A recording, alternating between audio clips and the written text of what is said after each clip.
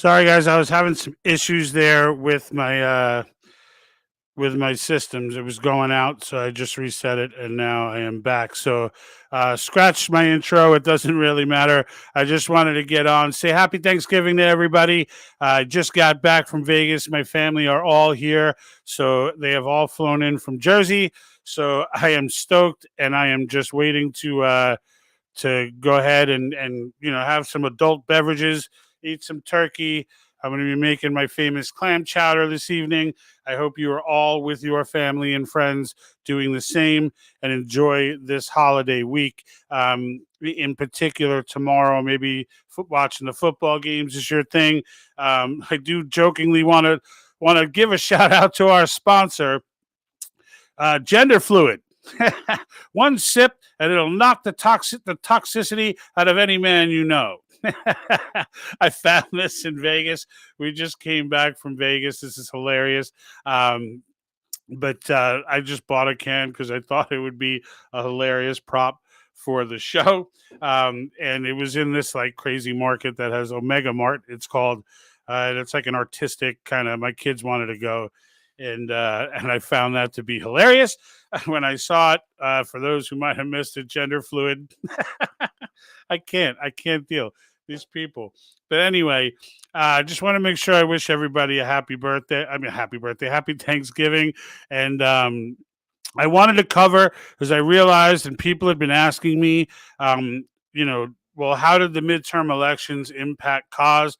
And I kind of got the word from COS a while ago about it, but I didn't share it because I've been kind of overwhelmed recently, and I haven't been putting out as much content as I normally do.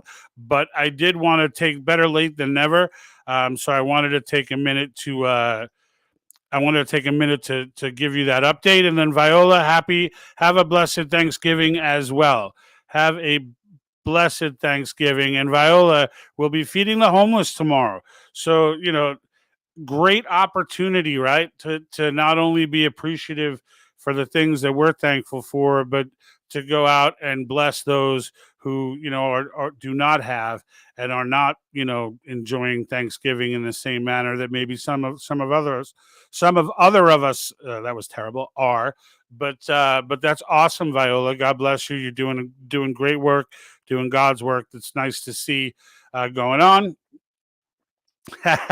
Barry Hendricks said you started the adult beverages early. Yeah, not yet. I just actually literally just got out of the car from coming back from Vegas, so I may be a little mentally shook from that experience, but I have been alcohol free today so far.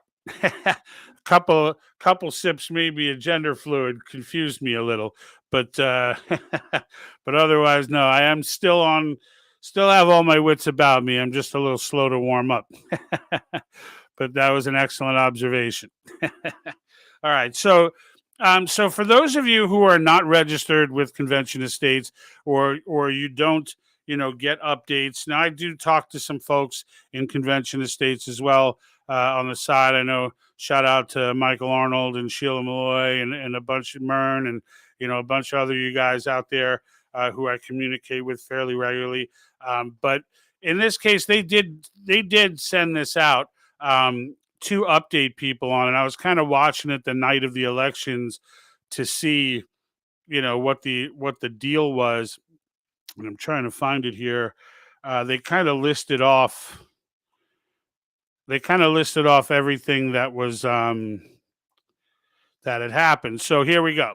All right. So now what I'm about to give you is the updates on the state legislatures, right? So it's not the federal Senate races or the congressional races in general, whether it be House or Senate. Obviously, there were some things to celebrate. There were some things that you kind of scratching your head about, but in the end, I don't really care as much about the federal elections as I do the state and local for obvious reasons. State and local are what are going to win this battle, not federal. So in the end, for me, these are the ones that matter. And one of the ones that jumped out at me that's making me think North Carolina may actually be the 20th state to get on board with Convention of States Act with the Convention of States petition or the resolution is that North Carolina, this is according to Cause Action. All right, so and they've been, by the way, grassroots have been very active in these elections, right? So it's not, this is not like they're just dumping money on a candidate. This is grassroots folks going out there and trying to take out the people who are causing trouble, as far as convention of states is concerned. That includes people who are Republicans and just don't know. They just don't understand it. They don't know. Some guy, some doo from John Birch Society might have shown up and given him a scary DVD, telling him the sky is going to fall and Chicken Little's going to explode if they go ahead and pass a COS resolution. Those guys need to go too. I mean, we want to educate them. It's nice to educate them and just get them on board. But if they're just going to dig in their heels, then they got to go. And so this is grassroots movements. And North Carolina was one where we had actually passed the House one year and then didn't get past the Senate the next year. And then the next year, when we didn't, the same year we didn't get past the Senate. Then the next year we passed the Senate but didn't get past the House. Well, now it says here there were a 22 pro-convention of state North Carolina legislators that won their election. 5 of those legislators were challengers of incumbent cause-opposed Democrats. So that's a switch. That's a +5 in the cause column in North Carolina, which I am hopeful is going to push that over. Now, if you're not familiar, you're just getting on with convention of states, we're getting into hot season now. We're getting close to hot season. This is when all the fun starts happening. Start January 1st, things start kicking off. Legislatures start meeting again. And like last year, or this year, I should say, in the beginning of the year, we gained 4 more states. We gained South Carolina, we gained West Virginia, we gained 4 states. This year will be the same thing. I'm very optimistic that we're going to gain more this year. Ohio is another one that I am hoping will be on board. And then, so here in Ohio, they said our team helped. When I say our team, I mean Convention of States Action. I am not technically on the team, but in Ohio, our team helped cause supporters candidates pick off a cause opposed incumbent in each chamber. So in both chambers, we removed one no vote and added another yes vote, which is great. So progress is absolutely coming on the local level, and Ohio is a big deal. Ohio is a big deal. There was more movement. West Virginia and South Carolina, they're already on board, but you want to still make sure that the people that stay on there are still cause friendly. And we had a lot of successes there. 3 of the 4 pro cause candidates won their races. Now in Iowa, they were 3 cause supportive senators held their seats, and they picked up one seat for a former cause strategist by picking off the Democrat incumbent. And keep in mind, guys, like I said, I'm going to get into this whole unity versus diversity thing in a moment. But as I'm going over this, keep in mind, I keep saying, picked off this Democrat. If we need to educate Democrat politicians as well, and the ones on the state level, unless you're in a psycho state like I am, like the People's Republic of California, or maybe you're in maybe you're in Massachusetts. Massachusetts, though, is even proven to be reasonable. Michael Arnold has gotten past 2 committees there.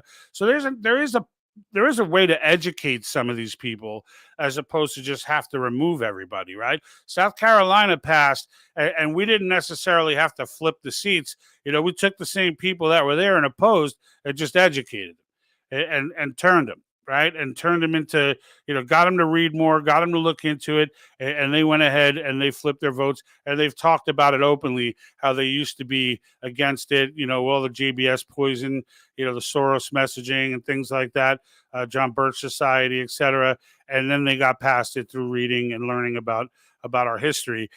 So that's a big play here too. But I also want to make sure, just because I'm keep saying, picked off the Democrat, there might be a Republican or 2 that need to get picked off, replaced in the primary, right, with another Republican. We're not trying to pick a Marxist to replace someone over that, but there will be no Marxist that's pro-cause anyway.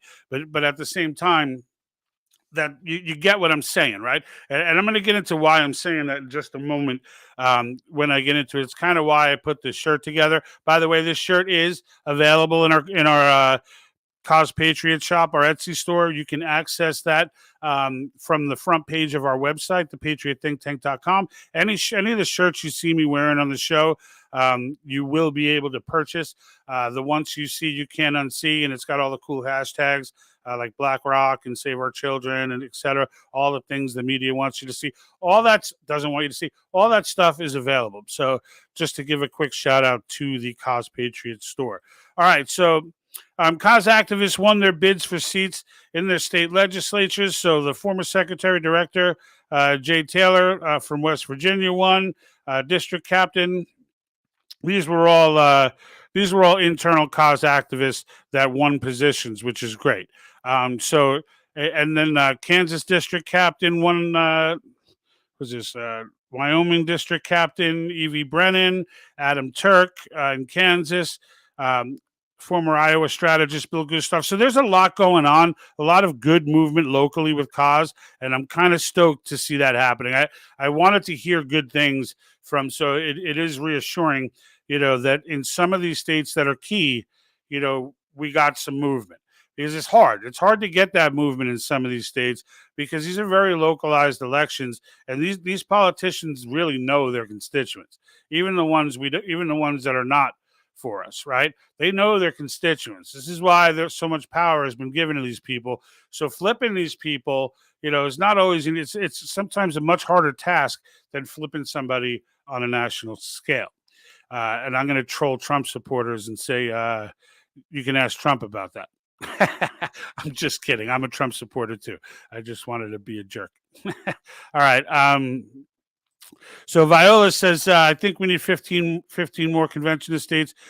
We need this in New York State and city. Yeah, it would be the state. So it wouldn't be the state. The city would obviously come along with the state. But yes, we need 30. We need 34 total. That's 2/3 of the 50 states. So 34 total. We have 19 on board now. All right. I am positive that there'll be at least another state or two that come over, but I'm hoping for 5 or 6 to come over in the next legislative session, and then to finish this thing off in 2024. Now, keep in mind, this can all go down next year if people got that fired up about it. Like if people in their local cities, right? And we don't even need the psycho-liberal cities or the psycho-liberal states. We don't even need them. If they refuse to get on board, that's fine. Don't get on board. All we need are the reasonable, rational-minded states. And if we get, and there's plenty, there's more than 34 of those. So in the end, if they go ahead and sign these and sign these or pass these resolutions, the convention will be called. And all 50 states, if you're not aware, do attend the convention, even if it's 34 who call them. It's not like just that group of 34 go off and go and do the convention. But I do want to. It's all 50 states, and each state, regardless, gets one vote. Okay, so one vote as to both for the proposal process. It's 26, so it's a simple majority inside the convention as to what the language would be that they want to propose. And then once that goes to the states for ratification, it's 3/4, right? It's a super majority that have to ratify it. Rhode Island gets the same vote California does. Right. So there's none of this electoral college stuff where it's, California has so many more people and so they should get more say. It doesn't work that way. This is a convention of states, not a convention of American people. Right. It serves the American people, but it's represented by states, which is how this country is designed for those that were taught by the recent generations of idiots that are running our schools. All right. So that being said, I just want to make sure I covered that with you. As far as convention of states, I just want to leave you with that saying it's looking good. And as always, if anybody has a question regarding Article 5 during any Wednesday Night Live broadcast, just bring it up and I will stop whatever topic we're on and address your question. Okay. So it's important to me. And because I know that when people leave a question, I don't catch it all the time immediately. And then, if I don't catch it, then they think I'm not going to put it up there, and then then they disappear. And then when I try to address it with them, they're no longer with me. So I will stop any conversation that I'm having to address a convention of states question at all times, regardless of what the topic is. So let's take out 2 rhinos. Yeah, I'd like to take out more than that. I'm so over rhinos. I'm so over rhinos, Viola. I really am. I'm done. I'm done. I'm done with the Mitch McConnells. I'm done. I'm done with all of them. That's why I put out that video saying how like annoyed I was that Trump is out there attacking DeSantis and Candace Owens, and which is essentially attacking the Daily Wire. And now he's just chill, just chill. There's plenty. You can go ahead and attack each other on a debate stage, but get out of the public eye. We need both of you, for Christ's sake. What's wrong with these people? All right, so now on that note, I want to, because I do want to get to. Do want to get to partying with the family. I got them all in the house today. Like I said, they all flew out from Jersey, so I'm stoked because I don't get my Jersey fam here often. So it's a once a year type of event, and whether it's them coming here or me going there or however it may be, this year they're with me. We just got back to Vegas, had a great time, and now we're getting ready. We're getting ready for the food, right? We're getting ready for the food, football, beer, and fun. So I wanted to take a minute now to talk about this unity versus diversity. And it's going to be a topic for me that's going to be coming up. It's going to come up frequently. Okay. And it's something that I've always said in passing. And it's something I've kind of been testing out with the leftists that I know, just to kind of, I'm looking for things, and maybe you can help me with this. I'm looking for things that you could say to these Marxists, right? Not the regular traditional liberal, but like I'm talking the Marxist, right? I'm talking, the brainwashed, the AOCs, or people, not her particularly, but the people who follow her, like the people who believe that are in the climate cult, right? I'm looking for things that can be said to them to position it in a way that it breaks their programming, that it causes them to have that moment where they're like, and we've all, if we have, if you have any leftist friends at all who believe in all of this craziness, right? If like men can have babies and everything is just, everything is fluid, and like the people who are drinking this, right? The people who are the people who drink this regularly, right? Those people, when you argue with them, right? There comes that point where the facts just overwhelm them and they can't handle it and they freak out. And literally, if you think of it this way, you're going to laugh to yourself the next time that you talk to one of them. You're going to notice they literally are like, they are exactly like a computer that is being asked to do something that it was not programmed to do. And they will then begin with the insults and the personal insults and the attacks and the this and that. And it's like, and that's where we've all gotten to that point in the argument, okay, where the facts are just lining up too much, too many. And, you make the analogies, you start, well, if this is okay, how the heck could this not be okay? And if that's okay, how is this not okay? And they can't compute it. They can't compute it because they're just regurgitating. So the message that I put on this shirt is one of those things. And I've gone out and I've tested it before I put it on the shirt, because once I realized it was successful, I was like, okay, I need this on a shirt, because I need to start conversations with this and get people thinking. Because one thing that doesn't happen, one thing that never happens, it doesn't happen in our universities, it doesn't happen in even in our grammar schools, it doesn't happen anywhere. It doesn't happen anywhere outside maybe a church, right? Outside of a pastor or a priest giving this message. But unity is never talked about. It is always diversity. And that doesn't creep anyone out. And it creeps me out. Because where this message goes, okay? So now I've only recently started wearing the shirt, but like where I was taking this message is, as someone's telling me why diversity is so great, and of course they got to throw in the fact that I'm a white guy and I hate diversity. I must, because I'm white, and I must be inherently racist and all that. as they go ahead and start going down that road, and I'll kind of bring to them, I'll bring up the topic of unity, and they don't know how to approach it. At first, you're going to find that they think it's the same thing, that they think unity is the same thing as diversity, which it clearly is not. They're diametrically opposed concepts, right? One is celebrating one is celebrating people based only on their identity and clumping people into groups, while the other is taking those very same people and putting them all together into one group. Right? It's taking all of these, like diversity is segmenting the human race into categories, whereas unity is bringing the human race together into one race, the human race, and whether it be race, culture, whatever it may be. Right? The point of the matter is one is getting people to unite, the other is getting people to divide. And this was the first concept that I came up with that I have found to be incredibly and most importantly consistently successful. They don't know how to argue this point. When they try to come at you with, so you're against diversity. And of course, they say it as loud as they can so that they can try and scare you. And, everyone else turns around like, huh? He's against diversity? And then I can say, yes, absolutely. Are you against unity? And again, you can almost hear the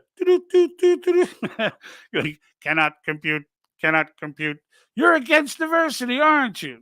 I'm like, I'm not against it. I like it. I just don't want to manufacture it. And I would like to promote, I don't want to promote it in a way where it's like, okay, we're going to manufacture this. Like if it happens organically, it's awesome. But unity, though, however, like this takes some talking to. You got to think this one through a little bit. You can't just, if you're taking the message of diversity the way it's being portrayed today, there's no way to align that with any end scenario that involves everybody looking at each other as equals. In every scenario that the diversity argument brings, somebody is superior and somebody is inferior. And it's not always white people in their scenario that are inferior. Or if they're bashing people, superior, depending on what their attack is at any given time. But there's no end game. There's no end game that has everybody getting along.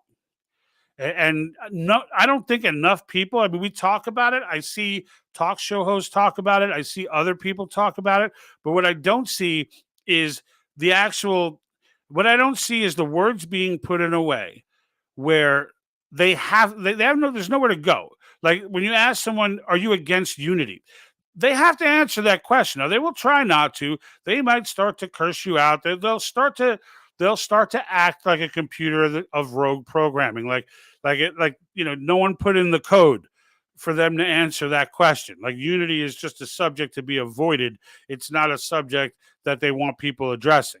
And they'd rather have the smoke start coming out of their ears and then, starting to call you names and all kinds of stuff than have them try and answer that. Because if they try to answer the question of, are you against unity?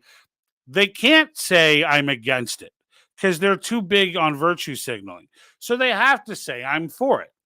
And that opens the door for you to go down the path of how racist in concept the diversity message that's being portrayed today is. And now, whether that's going to break them from the mass formation, I don't know. What I do know is that it forces them to think. So it may not be a moment right there, right? But it forces them to think.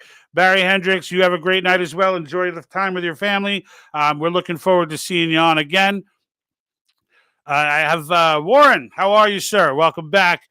Best way to make a list of questions and ask them. Yeah, like you really want to know. Yeah, exactly. And that's a good point. So Warren suggests make sure you're asking them like you really want to know, because you do, right? Like you should be genuinely interested. You don't want to ask these questions like you're attacking. You want this to be something. So like what I'll get, and I've only had one or two people stop and ask me about the shirt so far, right? But I've only been wearing it for like 3 days. So that's not bad. And the fact is, you get these people when they ask you, you start to have the dialogue with them. Be genuine. Don't start. Yeah, well, I got this shirt because I want to show everybody the unity is greater than diversity. Screw diversity. Like that's not the approach you want to take. So good point, Warren, to ask them like you really want to know. They get pissed once they realize what you're doing. Yeah, they do. And that's what I mean. And that's the moment where the programming ends, right? That's the moment where they realize that they're not programmed. So they are programmed, but they're not programmed to answer that question. Because when you pose that question to them, right, and let them first get them to a point where they're attacking you, right, get them to a point, and you don't have, when I say that, I don't mean egg them on, just have the conversation. They'll go there themselves. Just have the conversation and let them get to the point where they want to ask you, are you against diversity? And you counter it with the question, I'm not against diversity. I am for unity. Are you against unity? And then let them just try and digest that. Like having a t-shirt helps because it sort of brings them out to ask, like what's the deal with the t-shirt? I don't understand where you're going with that. And then I can start to explain to them, like, well, I'm kind of just making the point that we should be more about unity and less about diversity. And that'll trigger them. Like if I say we should be more about unity and less about diversity, as common sense a statement as that is, it starts a little trigger moment.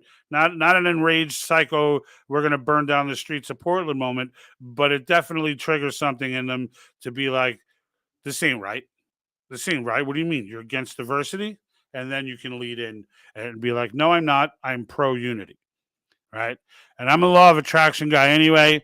So I will tell you, it is always better to be pro something than it is to be anti something. Always. 100% of the time, the universe is designed that way. God's universe is designed for people to be, Mother Teresa used to say, I'm not going to go to an anti-war rally. If you've got a pro-peace rally, I'll go. Right. Because she understood the difference between the two. So it's one of those things, just a small tidbit I thought I'd throw in there. John Hackle over at Facebook says diversity is a form of racism that promotes racism. Yeah, it does, right? And just like everything else, it's tricky, right? So it's like, you could say, well, I'm against diversity because you understand that the way diversity is being played right now in the public sphere is a tactic, right? It's a tactic. Diversity is being played this way because it was impossible for Marxists. They tried this in the early stages of this game back in like the 50s or so, where they tried to do it like they did it everywhere else, where you take the labor man and you put him against the elite. But the problem in America that they found that caused them to make this shift into race was that there's too much fluctuation between classes. Unlike the Soviet Union and China, where if you go to that guy and you sell him on this message today, I can move on and start selling that message to other people. And then I can come back, 10 years later and know everybody that I sold that message to in the last 10 years is still with me. Well, when they came to America to try and do this, what they learned was, yeah, they sold someone on the idea. Then they moved on. They started selling other people. But then a few years later, they go back to the people that they originally sold, and they're no longer on board because since then, they've gotten a raise. They might have gotten a new job. They got married, have kids. Now they have more family values. They're more active in their whatever the situation is. They've moved up socially and economically because that's the nature of what America is. And therefore, they're no longer looking at the world as an angry laborer. And so therefore, they would lose them. So the one thing that they understood, all right, well, if we can't do it this way, what doesn't change? What can we use to divide these people that doesn't change? And it didn't take long for them to realize that one of America's greatest strengths in its diversity could also become weaponized and utilized to keep people separate. And so they went out of their way to start it that way. And they've been immensely successful with it over the course of the last 50 or 60 years or so. And it is what it is. But when you find the bots that they've programmed and you start to pose to them questions like unity versus, unity being greater than diversity, like get them to acknowledge at least. I guess that's probably where the goal should be, to get them to acknowledge, even if you don't have the shirt on, get them to acknowledge that unity is greater than diversity. Just like, can we at least agree on that? Can we at least agree that the end goal is unity, and see where that takes them? I haven't tried that one yet. I'm gonna go there with them, and because the strategy needs to be, agreeableness, right? Let's agree on something, right? Let's agree on something. Like when you look at COS and the movement that it is, the term limits, fiscal restraints, and government overreach. Those are issues that most of us can agree upon. That's why the movement's done so well, and that's why it's going to happen. Because in the end, the more people that get the boot on their neck get angry about it, the more they're looking for a solution. And that is why this channel is here. That is why Cause Action has been working the way that they have since 2013. That is why all the grassroots are fired up around the country. Some 5 million people at this point, 5.3 million people fired up at trying to get this done, because you get to a point where you're looking for a solution, right? But in order to get that solution, you need things we all agree upon. So taking this activity, if you will, and trying to, like, just point out in a passive and calm manner. Like, they're waiting, they're going to try and turn it into an argument. They're going to try and turn it into something angry and mean, because they want to trigger you to start getting angry and mean. And then they could just make it a yell fest and never have to face the reality of the lack of facts that their opinions hold. And when we say lack of facts, really, it's just when they finally, the bulb goes off and they realize I am a Marxist. like the things that I'm advocating are Marxist, because they don't see it that way. Like the Marxists that we know are Marxists, that are following these doctrines, they don't see those doctrines that way. Like, they think hate speech is a real thing. They've grown up in a whole generation that has no concept of what free speech is, and what it's supposed to be, and why it's supposed to be that way. And they think anybody who supports someone else's free speech must be a supporter of the speech that they're saying. Like, they can't disconnect those two things. And there's more than one generation that's like this right now. So, and again, this is kind of still under the same ball of tactics, where it this is what China did. Was little by little, the generations lost a little bit of freedom, to the point where you started getting to generations who really didn't even know what the individual freedom was to fight for it. They just didn't even know it exists. Freedom of speech issues do not piss off younger generations, because they don't know what the hell they are. They don't know what the hell they are. Like, they're perfectly okay with all the censorship and all the madness and the nonsense. They're okay with all that. And it's ridiculous. It's ridiculous. And it's, mind you, it's a product, right? It's not like a generation. The hippies didn't just all of a sudden get enlightened. They were programmed. And no one wants to believe that stuff. I was talking to my own brother, now that my family's out here. We talk politics all the time, and we're generally on the same page for most stuff. But I kind of tried to throw a mind screw in there, and I don't know if he's buying with me, if he's buying into it yet. But I tried to point out to him, like, look, all this entertainment stuff and all this, yeah, it's crazier today, but don't think that the heavy metal era, all talking about the devil and this and that, which we were both into, or the early hip hop era, where a lot of it was about womanizing and stuff. Don't think that wasn't a part of this, because it was. I joke with people, because we both, I went to Iron Maiden concerts. I saw Live After Death live. I want to say it was in Long Island, I forget, but anyway, Eddie comes out on the stage and starts partying away.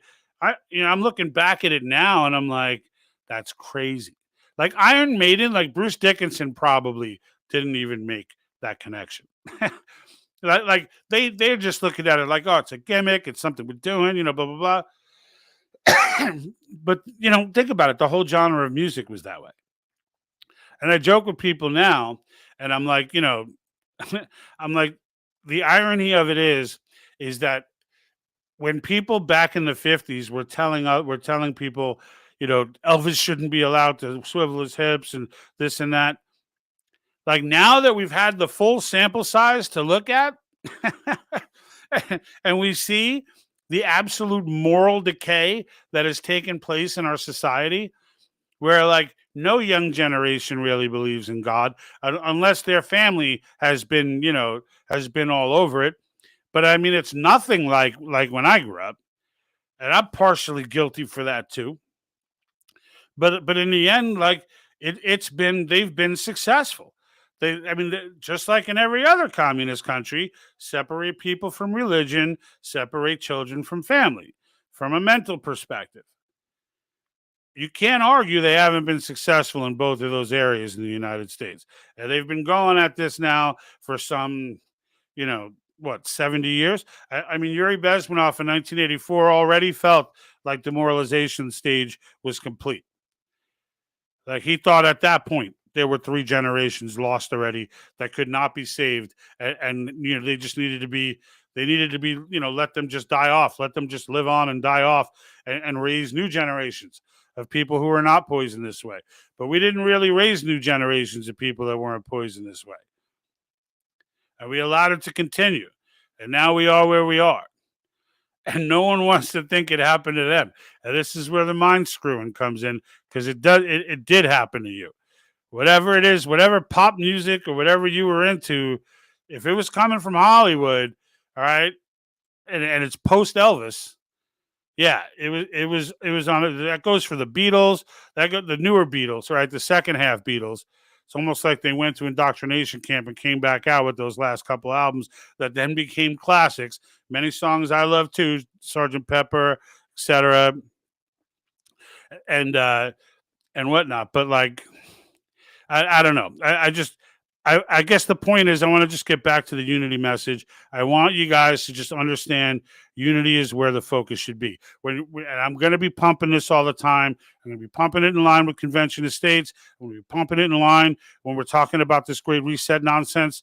We're just going to be pumping this message, right? And I want everyone else to do this as well. And I can tell you, having a T-shirt makes it easier. People will come to you. They do. They come to you. I've tested it. This has been leftist tested and patriot approved.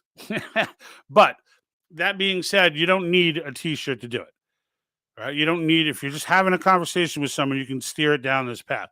Be polite, be professional, be honest, be wanting to understand them more, and just take them down the road of facts and make them rationalize it until you get them to the point where it doesn't compute, where they just have to start saying things like, you can't prove that. And you say, yes, I can.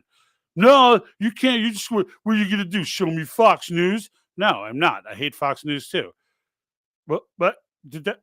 It's another one, right? Like if you're not a huge Fox News fan, they can't compute. Like, what do you mean you don't like? They like turn into Max Headroom. Like it just starts freaking out. Like, and that's another one that you can kind of disarm them with. Is like, yeah, I think Fox screws up all the time too.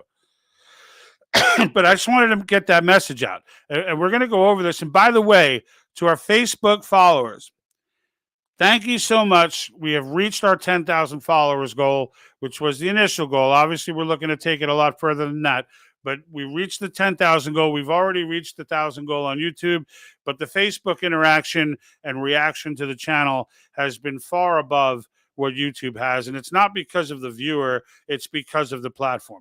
We just get much more distribution from Facebook than we do from, and Facebook does shadow ban us from time to time, but it's not something that like YouTube, for whatever reason. I don't know if it's because we've had so many strikes against us over the last year or so, but for random stuff. Maybe that's why they don't do it, but I'm done caring about why they don't do it. Facebook has given us distribution. We've gone international with Facebook. Of those 10,000, of the 10,000 followers, and I think it's more. It's like 10,150 now, or something like that. I just checked it this morning. But of those people, there are thousands of those that are from Australia, UK, New Zealand. I mean, from all over, which I find fascinating because, as an Article 5 channel, and I understand a lot of them are gravitating to the Great Reset material. And the fact of the matter is, though, when they message me and they talk to me, what they're telling me is that they understand that when it comes to it, they understand the concept that I try to put out here is that number one, we're all in this together. It's not an America problem, it's a global problem. And number two, America is the key to fixing this problem. So we better get off our ass. Like that's the reality of it. If we don't put the brakes on this, the whole world is done. The whole world is done. So if that's the case, if we're going to go ahead and we're going to let the whole world go down because we didn't want to save our own country, that's just unacceptable. Ken Quinn from All Things Article 5, another excellent COS channel, knocking out John Birch Society, which is a great thing. Good to see you on, Ken. Definitely appreciate your jumping on. As I said earlier, I am going to be cutting this one a little bit short just so I can make sure I get to my family and we have a good time tonight. I also have to cook my clam chowder, which is going to take time. Like the super important stuff has to go down tonight. That's what's happening, right? That's what's happening. But I want to get through any comments. So if anybody does have comments, you have questions about Article 5, you have questions about, even if you have questions about the Great Reset, you got questions about anything we cover on the channel, or if you want to educate me about something, just pop it in the comments. Again, if you're one of our newer followers, welcome aboard. We do this every Wednesday night. So every Wednesday night we will get together. I'll pick a topic. It'll usually be on a video or something that I've put out before, and then we'll kind of toss it around. And then throughout those videos, if anybody has any questions about Article 5, I stop whatever I'm doing and make sure that I get an answer to that question. So let me just do a quick scan. I know we're a little light today because it's the day before Thanksgiving. There's another reason why I appreciate everybody who's on across platforms right now. So, and we are streaming, by the way, from Rumble, Twitch, YouTube, and Facebook. Let me see if we got anything here. So I think we're good. I think we're good. Oh, here's one. So, and Warren says Sustainable Development 2030 Agenda. Yeah, so, right, sustainable development, right? So, and the 2030 Agenda. So where are we going with that? If folks, if you watch this and you think, if you've heard a bunch of different things about conspiracy and this and that and whatever, you think the 2030 Agenda is some like nutcase, like it's a QAnon thing or something like that, you're crazy. The 2030 Agenda is incredibly real, right? The United Nations has this documented, not just documented, they promote it through the WEF, the World Economic Forum, and other international organizations. So this is an incredibly important topic in general. You can find, the cool thing about 2030 Agenda is that it's not hard to find information on. They're proud of it. They're convinced right now, and if you wonder why WEF, and this is why we started putting out those Great Reset videos, one of which just put us over the top to 10,000 followers, which I actually have re-edited that twice, and each time I've made an edit, it went nuts again on Facebook. So the latest edit I did not put up to YouTube yet, but I will get it up there. It's just I got family here, but if you're not familiar with 2030 Agenda, it's not hard to find. You can literally Google this one. You don't got to go to DuckDuckGo. You don't got to go anywhere special. They're talking to you about it. Why? Because they're comfortable right now. All right. They're comfortable right now that they've got enough people in the climate cult who really believe that the world's just going to end if we don't follow them, if we don't give them control of everything, that the world's going to end. There are enough people who believe that now where they think they can move forward. So now they're talking openly about it. And it's crazy. And I am about to jump off, so I can't get that deep into 2030 right now.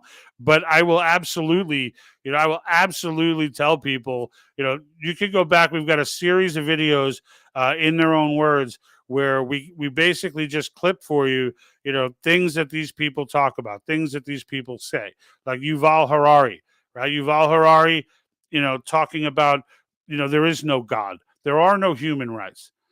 There's no human rights. All right, this is where the WEF and the United Nations stands. That these are all imaginary hallucinations made up by humans.